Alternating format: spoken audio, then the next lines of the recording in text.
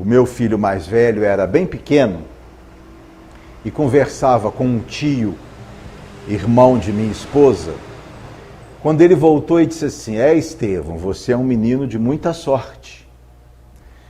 Nasceu numa família que tem boa condição socioeconômica, estuda num excelente colégio, tem assistência médica, odontológica, seus pais cuidam de você, recebeu uma religião desde cedo, você é mesmo um menino de muita sorte. E o Estevão, educado nos princípios espíritas desde a barriga da mãe, voltou-se e disse: meu tio, o nome não é sorte, o nome é outro. O Estevão, na verdade, estava naquele momento fazendo um link entre o que nós recebemos aqui e a nossa história, o nosso passado. Ele estava querendo insinuar para o tio, que não é espírita, que tudo aquilo que ele havia recebido nessa encarnação não era uma questão de sorte, mas uma questão de merecimento. Provavelmente ele havia feito em encarnações anteriores para merecer nessa encarnação todas essas benesses que o tio havia relacionado. Esse pensamento é um pensamento muito forte em nós espíritas. Só para ilustrar, vejam o que o espírito Joana de Ângeles diz no livro Vida Feliz a esse respeito. Aqueles que encontram menos dificuldades fazem jus às circunstâncias, em razão de seu comportamento em reencarnações passadas. Os mais atribulados, da mesma forma, procedem dos seus atos infelizes. Então, o pensamento espírita, ele faz uma correlação entre as nossas atitudes no passado e as consequências delas colhidas hoje no presente. Ou seja, os nossos atos são consequenciais. Se aquilo que nós fazemos se identifica com a lei de amor, de justiça e de caridade, essa própria lei, por um processo mecânico, automático, que existe na nossa consciência, atrai para nós coisas boas. Se os nossos atos são contrários à lei de amor, de justiça e de caridade, pelo mesmo mecanismo, essa lei atrai para nós dissabores, decepções, frustrações. Esse pensamento espírita, ele está fortemente embasado no Evangelho, nas palavras de Jesus e nos textos de Allan Kardec. Se nós pegarmos, por exemplo, algumas lições do Evangelho, nós vamos ver lá bem expresso o conceito de merecimento. Talvez uma das máximas mais importantes de Jesus é quando ele diz que cada um receberá de acordo com as suas obras, fazendo aí uma óbvia ligação entre os nossos atos e as consequências deles. Em outro momento, Jesus vai dizer que tudo que nós ligarmos na terra será ligado no céu, fazendo uma nova correlação hoje com o futuro. Quando Jesus vai ser preso no Monte das Oliveiras e Pedro, no momento de reflexão, saca da espada do soldado Malco e deceba-lhe a orelha, Jesus adverte: Pedro, quem com o ferro fere, com o ferro será ferido. Numa óbvia alusão a uma lei de causalidade. Quando Jesus vai curar o paralítico do tanque de Betesda, o cidadão que há mais de 20 anos não andava, e ele põe-se a caminhar, Jesus o chama e o adverte: filho, não tornes a pecar, para que algo pior não lhe suceda, porque aquele que comete o pecado é servo do pecado. Na obra de Allan Kardec, essa ideia de um merecimento ou de um desmerecimento está apresentada em abundância. Se tomarmos, por exemplo, a questão 117, a pergunta é assim: depende apenas do espírito apressar a sua chegada à perfeição? E a resposta: certamente. Chegará mais depressa ao alvo aquele que mais se esforçar. Notem que Kardec coloca que o esforço é o mecanismo da evolução. É através do trabalho, da luta, da renúncia, do sacrifício que a gente avança. Na questão 845, Kardec trata da das predisposições instintivas, ou seja, as tendências que o espírito já traz ao nascer. E Kardec pergunta, mas essas tendências não são obstáculos ao exercício do livre-arbítrio? Na medida que ele já reencarna com essas inclinações, ele não deverá seguir essas inclinações e o seu livre-arbítrio? A resposta é uma das mais importantes da codificação. Eles dizem assim, não existem arrastamentos irresistíveis para o mal.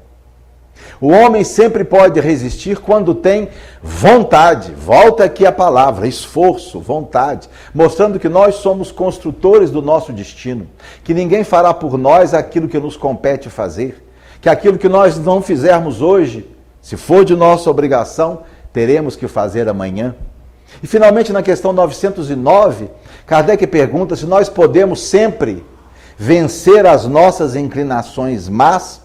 E os espíritos vão dizer, certamente, sim, e às vezes com bem pouco esforço. O que lhes falta, dizem os espíritos, é vontade, e volta novamente com a vontade. Portanto, do ponto de vista do pensamento espírita, é muito tranquilo a gente entender que existe sim uma relação dos nossos atos com aquilo que nós usufruímos hoje. Até mesmo nas experiências na Terra. Se alguém deseja um mecânico para consertar o seu carro, uma moça para fazer uma faxina ou um dentista, ele busca referências. Ele não procura qualquer um. E essas referências são dadas a partir de quê? Da história desse profissional, do seu talento, da sua honestidade, da sua responsabilidade. Ou seja, pela sua maneira de agir, ele adquiriu o merecimento para ser indicado. Perfeitamente plausível. Os próprios concursos públicos, apesar dos problemas que têm, são um avanço civilizatório. Antes deles, as pessoas eram contratadas para trabalhar nas diferentes repartições públicas por apodrinhamento político, por um rostinho bonito, porque a facilitasse ou aquilo ali. Então, minha gente, nós estamos sim sobre uma égide de esforço, de dedicação, de competência. Nos sucessos da vida, nos fracassos da vida, nós temos que considerar a nossa parte. A responsabilidade, a honestidade, o preparo e a competência. Eu me lembro, há uns anos atrás, eles criaram no centro da cidade um restaurantezinho novo, que era especializado num franguinho com catupiry. E fomos minha esposa e eu. Sentamos, veio o garçom, muito simpático, pedimos o prato. E quando chegou, nós olhamos e vimos que não havia o catupiry. Era um franguinho desossado. Mas não havia o queijo. O prato era frango desossado com catupiry. Eu chamei o garçom, falei, meu amigo, leva lá para a cozinha, mostra para o seu cozinheiro. Ficou faltando o queijo. Ele foi meio a contragosto, voltou um minuto depois. Não, olha, o cozinheiro disse que o queijo está aí. Eu olhei de novo, à época nem óculos eu não usava, né? E minha mulher está junto, as mulheres da gente enxergam muito melhor do que a gente. E ela também não tinha visto queijo nenhum.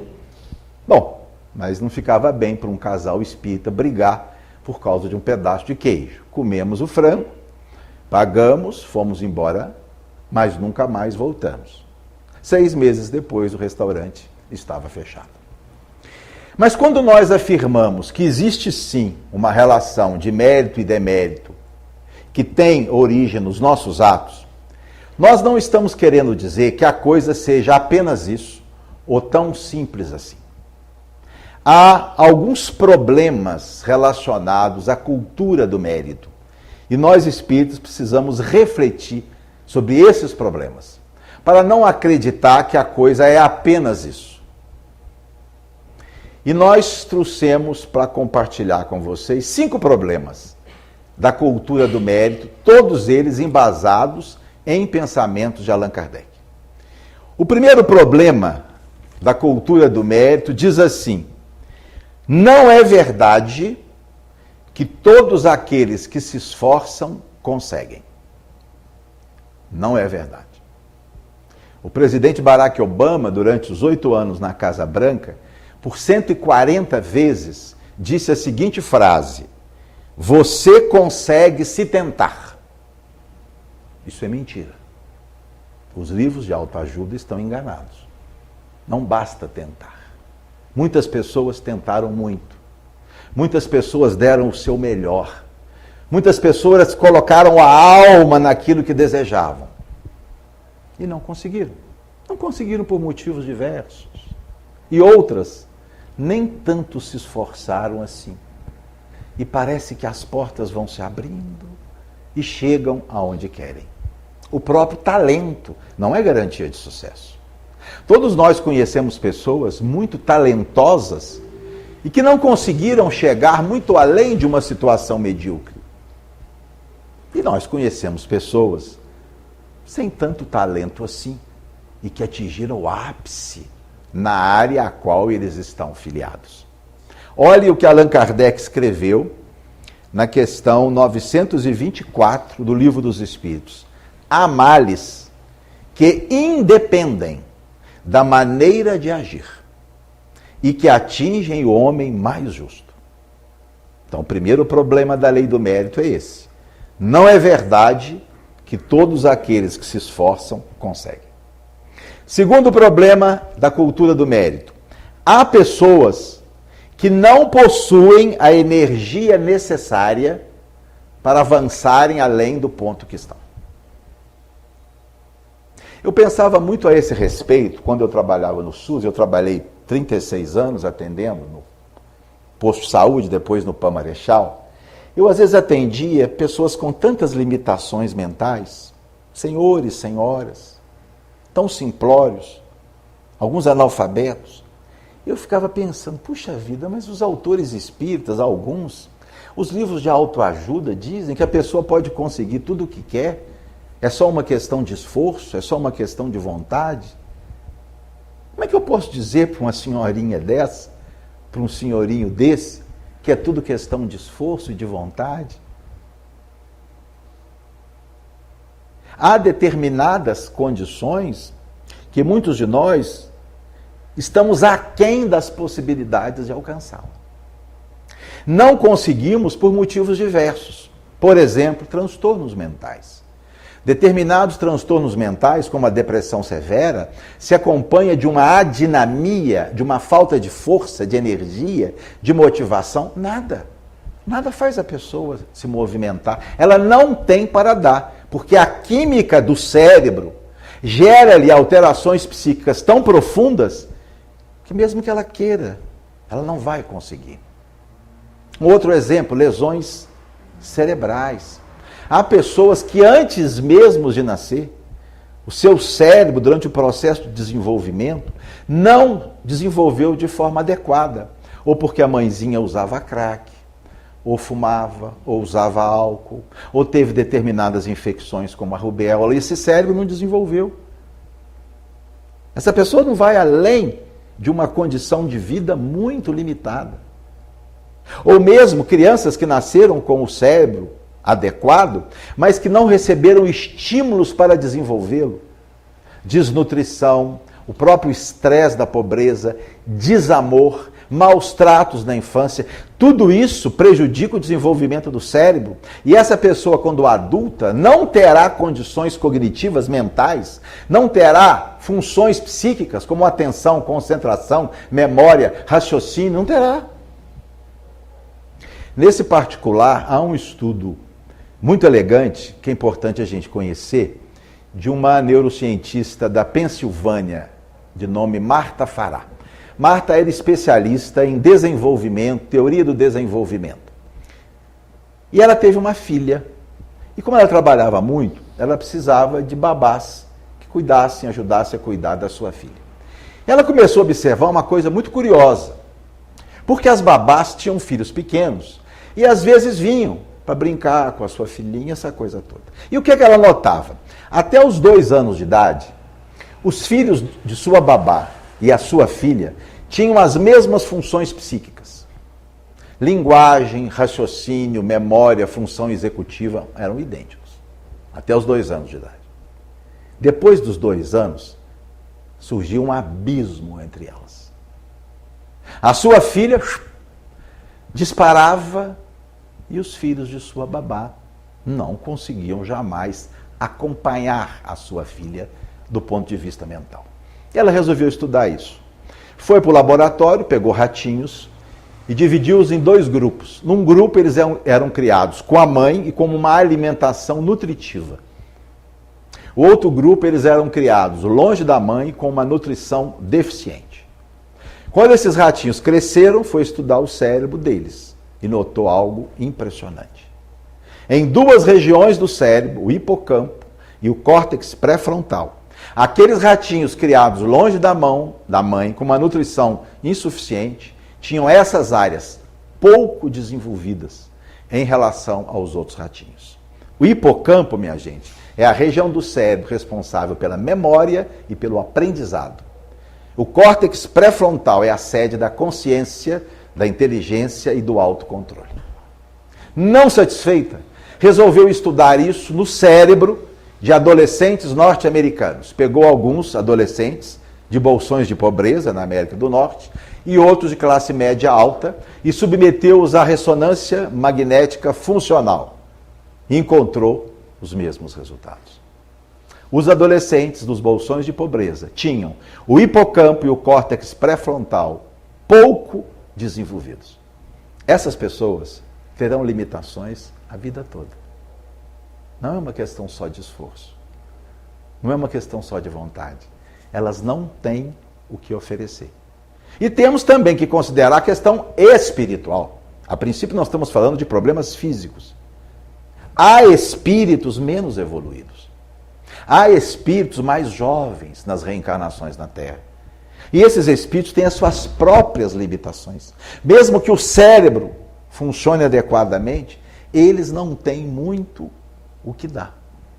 E eu já contei aqui mais de uma vez um fato que me foi narrado por um confrade médico já falecido, Dr. Ronaldo Tornel da Silveira. Há muitos anos ele foi visitar Chico em Uberaba e levou alguns exemplares do Evangelho segundo o Espiritismo para dar a algumas famílias. Chico iria fazer uma romaria num bairro de periferia, como fazia uma vez por mês, o Ronaldo ia participar com ele.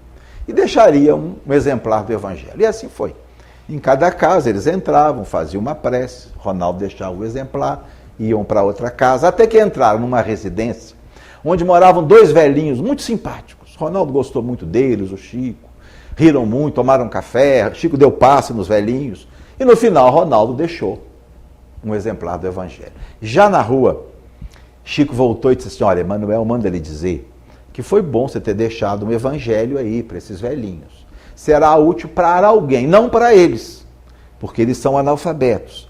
E para sua instrução, Emmanuel manda lhe dizer que esses velhinhos são analfabetos em espírito. Nunca, em encarnação alguma, aprenderam a ler e escrever. Então, quando as professoras pegam, às vezes, determinadas crianças que não aprendem de jeito nenhum, manda para o psicólogo, devolve, não tem nada. Manda para o neurologista, devolve, não tem nada. Como não tem nada, você não aprende? Podem ser espíritos menos evoluídos, que não tiveram ainda oportunidades de desenvolvimento que nós tivemos. Olhem só essa questão do Livro dos Espíritos a respeito do tema.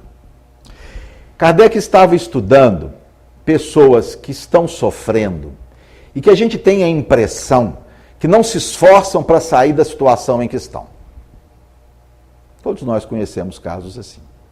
Parentes, amigos, a gente fica até bravo, nervoso. Pô, mas não faz nada.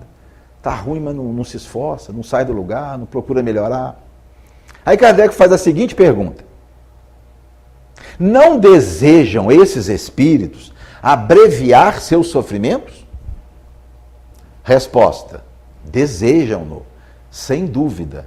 Mas falta-lhes energia bastante para quererem os que o pode aliviar.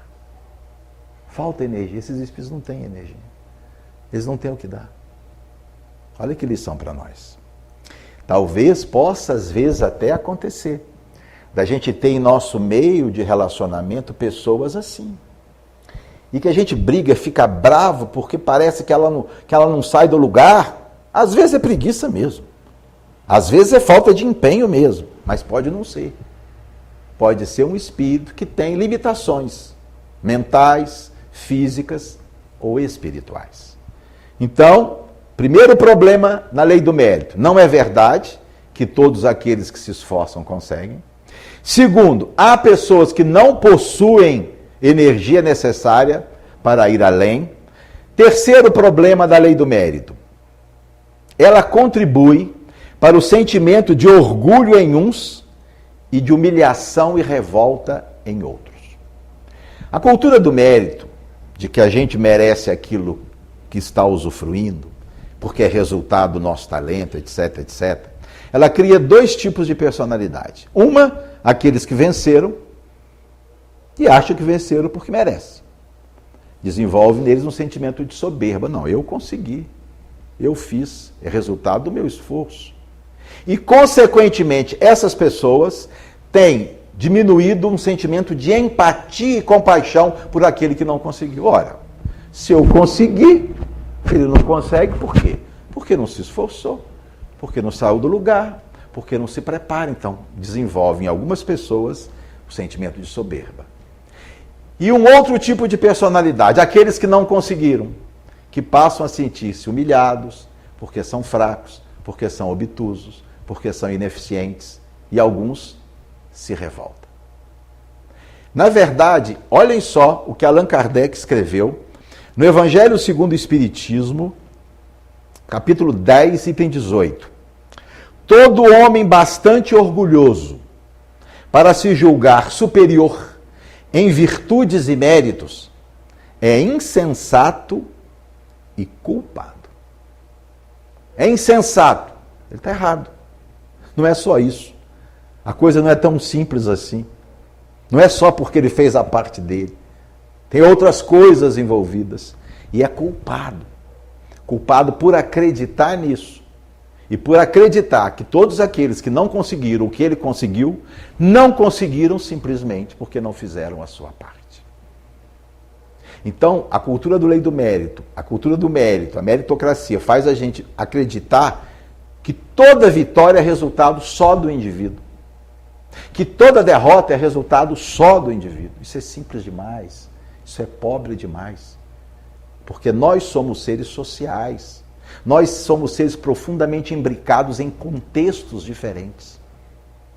Neymar seria o que é se tivesse reencarnado na Coreia do Norte?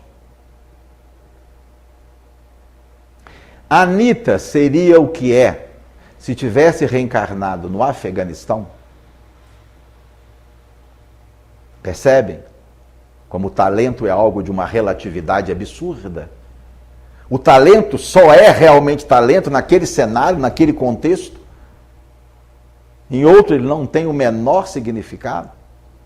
E quando nós começamos a entender isso, minha gente, nós vamos parar de culpabilizar a vítima, coisa que a gente faz todo dia. O cidadão foi assaltado. O culpado é quem assaltou, não é a vítima. E a gente, não, mas você também não tomou os cuidados que devia, você também não fez. Pera lá, ele é a vítima. Ele não tem que ser culpabilizado. O problema é com o bandido, não é ele. Médicos fazem isso todo dia, o indivíduo chega no consultório, péssimo.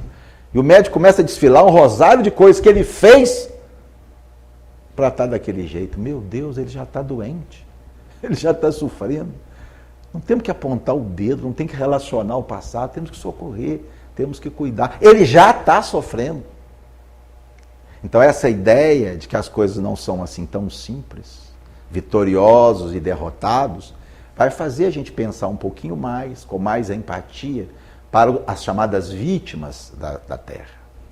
Temos ainda mais alguns problemas relacionados à lei do mérito. Quarto problema. A meritocracia ignora a existência de forças que estão fora do nosso controle, que não dependem do nosso esforço e da nossa vontade. Qualquer coisa que a gente faz, qualquer decisão que a gente toma, ela não é resultado apenas do nosso livre-arbítrio. Também do nosso livre-arbítrio. Mas de uma série de influências que nós sofremos desde o momento em que o espermatozoide do nosso pai se uniu com o óvulo da nossa mãe, formou a célula ovo e nós não ligamos ali. Desde esse momento, nós somos seres extraordinariamente influenciados. E tudo o que a gente faz hoje é resultado, em parte, do nosso livre-arbítrio. E parte dessas influências que foram construindo em nós formas de pensar, formas de agir. Existem 3 ordens de influências que não dependem do nosso esforço e da nossa vontade. Primeiro, questões ligadas ao nosso corpo, principalmente ao nosso cérebro. Considerando, por exemplo, a inteligência. Não, mas eu consegui porque eu sou o cara inteligente. Sim. Mas essa inteligência é resultado de quê? É resultado de características do cérebro.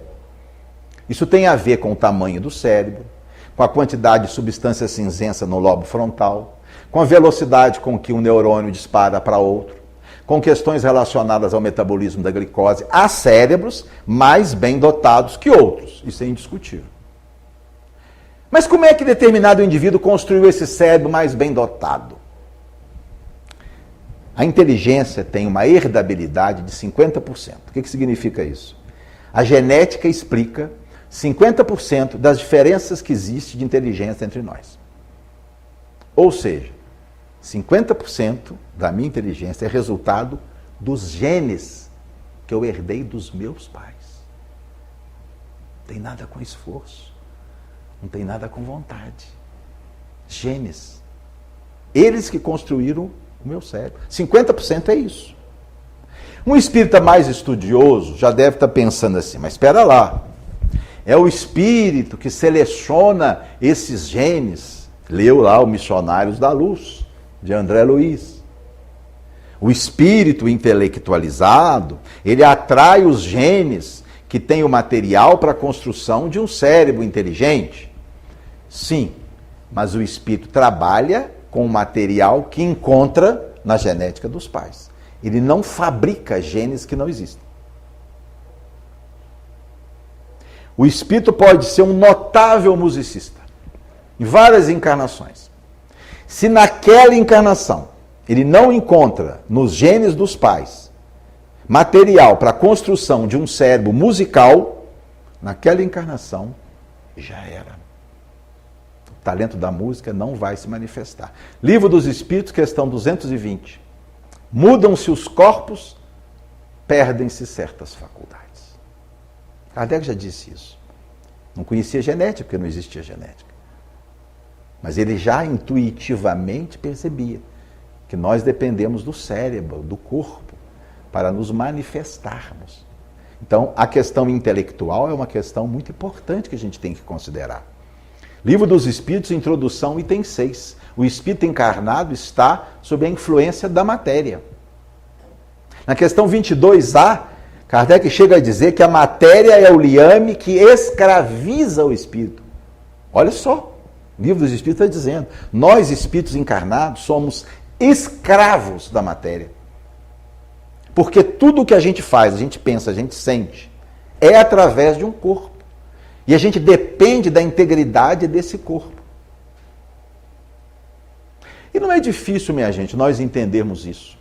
Vamos convidar o mais brilhante violinista da Europa para uma apresentação no Cine Teatro Central e vamos lhe dar um violino desafinado. Qual será o resultado dessa apresentação? Mas ele é o mais brilhante violinista da Europa. É, mas a apresentação vai ser um fiasco. Vamos pedir a Carlos Drummond de Andrade que escreva um texto em homenagem ao Dia das Mães, mas ele não pode utilizar a letra A. O que conseguirá escrever Carlos Drummond de Andrade? Percebe? Assim é o espírito encarnado. Ele depende intimamente do cérebro para desenvolver as suas funções. Aqui, então, a questão física. Mas há um segundo aspecto ligado aos sucessos e fracassos da nossa vida que tem pouco a ver com o nosso esforço. As condições sociais às quais nós estamos inseridos. Ora, como é que nós vamos colocar no mesmo balaio o filho de um juiz de direito, que estudou na melhor escola, que nunca precisou trabalhar, que teve assistência médica odontológica, acesso a todos os livros, todo o estímulo para o estudo? Como é que nós vamos colocar no mesmo balaio esse cidadão com um outro filho de uma modesta lavadeira que ficou viúva e cuida de 5 filhos pequenos, que estudou numa escola mais limitada, sem assistência médica, odontológica, com uma alimentação pobre, sem acesso aos livros, que teve que trabalhar e estudar desde cedo. Como é que nós podemos colocar no mesmo balaio essas duas pessoas? E aí vem um concurso, o filho do juiz passa e vai dizer, mas eu passei graças aos meus esforços. É? Só isso? Foi só os seus esforços? E todo o universo que conspirou em seu favor, não conta? E será que o outro filho da modesta lavadeira também não se esforçou? Até mais. Mas tinha tudo contra ele. O universo conspirou contra ele. Então, a questão social. Olhem o que um prêmio Nobel de Economia escreveu recentemente. 90% dos meninos nascidos nos lares pobres morrem pobres. Não importa o quão capaz sejam. Mais de 90% dos meninos nascidos em lares ricos morrem ricos. Não importa quão estúpidos sejam. Na Revista Espírita, maio de 1862, Kardec publica um artigo chamado O Padeiro Desumano. A história era a seguinte, era uma senhora, uma jovem, com 3 filhos pequenos, que ficou viúva. A época de Allan Kardec, é muito importante a gente considerar isso, inclusive no estudo do Espiritismo. A época de Allan Kardec não existia previdência social. A previdência social, como nós a conhecemos, foi na virada do século XIX para o século XX. Primeiro Alemanha e depois Inglaterra. O que significa isso? A época de Allan Kardec não havia aposentadoria por idade, aposentadoria por doença, afastamento remunerado do trabalho para tratamento de saúde, pensão para viúva. Isso não existia. Se uma moça ficava viúva com filhos pequenos, ela dependia da caridade pública. Ela não tinha pensão. E para ela trabalhar não existia creche. Percebe? Então a história é essa. Uma senhora ficou viúva, 3 filhos pequenos, os filhos com fome, vai a uma padaria, pede o pão, o padeiro nega. E ela furtivamente rouba, furta um pão, leva para casa, o padeiro vê, a denuncia e a polícia vai prendê-la. Quando chega lá, ela pede 1 minuto para pegar uma roupinha, sai, vai para a cozinha, toma de uma faca e se mata. Allan Kardec evoca o espírito dessa mulher. No diálogo com Allan Kardec, ela vai dizer que naquele momento ela só pensou nos filhos. Ela morta, os filhos seriam órfãos e seriam adotados e teriam uma vida digna. Nesse momento, comunica-se um espírito, que Allan Kardec considerava um espírito superior, Lamennais, ou Lamennais, que foi um sacerdote francês. Olhem o que esse espírito escreve e Kardec publica. Esta infeliz mulher é uma das vítimas de vosso mundo, de vossas leis e de vossa sociedade. Deus julga as almas, mas também julga os tempos e as circunstâncias. Julga as coisas forçadas e o desespero. Julga o fundo e não a forma. E conclui. E onde a justiça julga e condena os fatos materiais, a justiça divina constata o fundo do coração e o estado da consciência. Então, minha gente, nos sucessos e derrotas da nossa vida, temos que considerar questões biológicas, questões sociais e um terceiro fator, as circunstâncias da vida. Há pessoas que parece que as coisas conspiram em favor dela. As coisas vão acontecendo. E há outras que parece que não conspiram. Tudo é mais difícil. As portas não se abrem. O indivíduo faz um curso de direito belíssimo, está com tudo na cabeça, aparece um concurso, ele faz e passa. O outro faz um excelente curso de direito, está com tudo na cabeça, forma, vem a pandemia, são suspensos os concursos. Ele vai ter que ficar ali, ia colar. Trabalhar como? Tudo fechado. Ninguém abre nada, ninguém procura ninguém. Passa-se 1, 2, 3 anos. Aí quando aparece o concurso, aqueles meninos que já estão com tudo na cabeça vão disputar em melhor condição que ele. Circunstâncias, coisas que acontecem na vida e que não dependem da gente, não dependem do nosso esforço. O Adrian Hines, que é um psicólogo da Pensilvânia, que estuda a criminalidade, ele conta num seu livro chamado Anatomia da Violência, uma pesquisa que foi feita em bairros pobres da América do Norte. Olha que coisa impressionante. O que é que eles verificaram? Quando no bairro onde moravam crianças e adolescentes, alguém era assassinado, as crianças e os adolescentes, naquela semana, tinham um desempenho nas provas escolares 10% a menos do que em outras situações. Ou seja, o estresse de morar num bairro onde uma pessoa foi assassinada naqueles dias fazia com que essas pessoas, nas provas, não tivessem o mesmo desempenho que teriam. Joga isso para a vida. Temos um concurso. O cidadão está preparadíssimo, mas acontece um problema sério na família, um amigo, no bairro. Ele já vai para a prova com menos 10% de chance do que outro, em decorrência de circunstâncias. Se um de vocês for ser julgado por um juiz e ele tiver alimentado, se a sua decisão foi depois do almoço, sua pena será menor. Se o juiz for lhe dar a sua pena antes do almoço com fome, sua pena será maior. Estudos de neurociência, replicados, comprovados. Ou seja, a pena que o juiz vai te dar tem a ver com o fato dele estar com fome ou não. Percebe?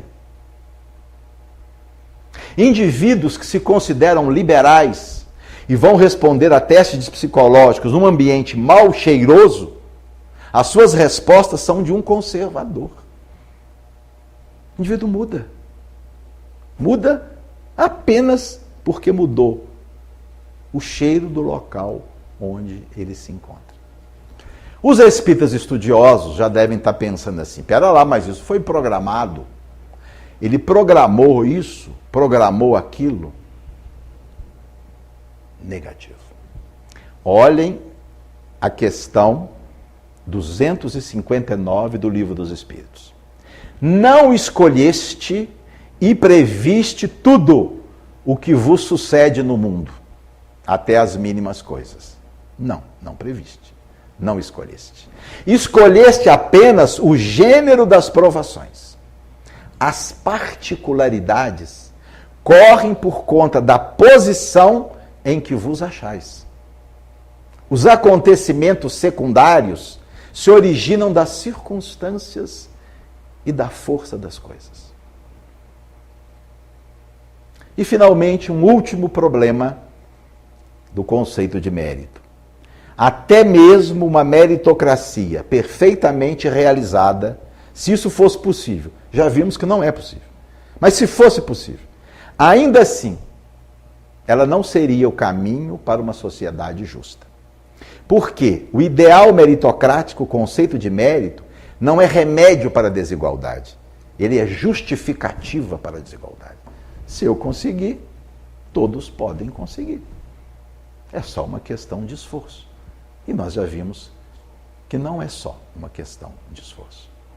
Então, quando nós começamos a examinar a questão do mérito, a partir de uma visão mais crítica, a gente começa a entender que, sem negar o esforço pessoal, sem negar a vontade e a determinação, sem negar o papel do indivíduo na construção da sua vida, a gente tem que entender que não é apenas isso. E nós temos que entender que nós somos indivíduos profundamente interligados, formando grupos interdependentes. Nós só chegamos onde chegamos como espécie, minha gente, porque nós aprendemos lá para trás a formar grupos que se auto-apoiavam. Porque do ponto de vista anatômico, a nossa espécie é um fiasco.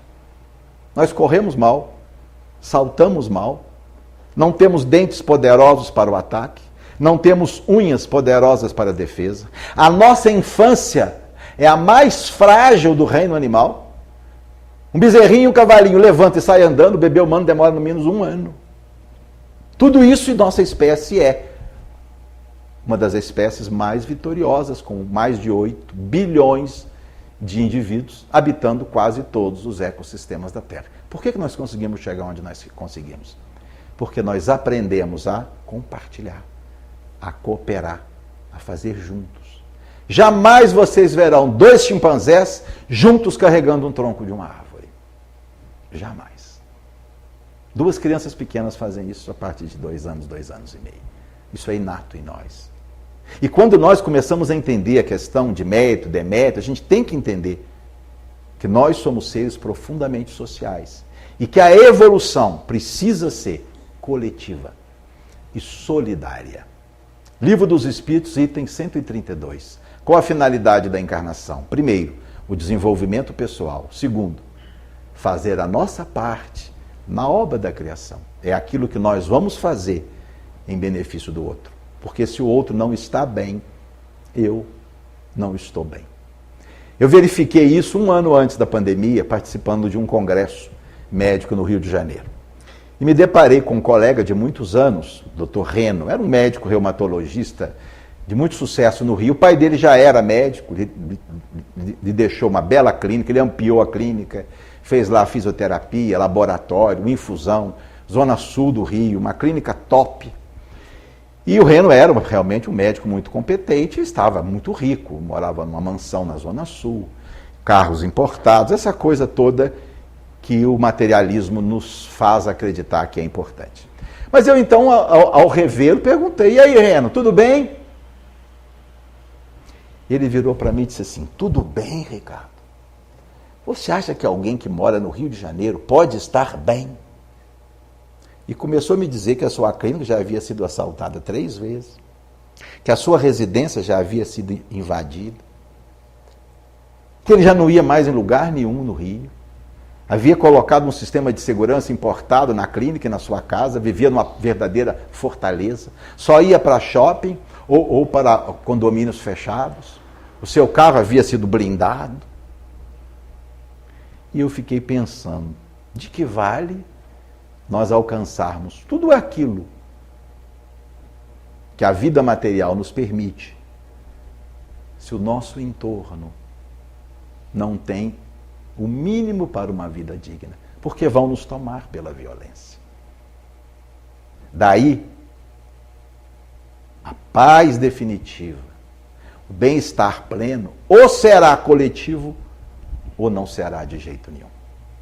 Jonathan Haidt, que é um psicólogo que estuda a moralidade, disse num de seus livros, eu comecei acreditando, como os filósofos antigos, que a felicidade estava dentro de cada um de nós. Depois de 30 anos estudando psicologia social, eu cheguei à conclusão, não, a felicidade está entre nós. Meditemos, minha gente, sobre tudo isso.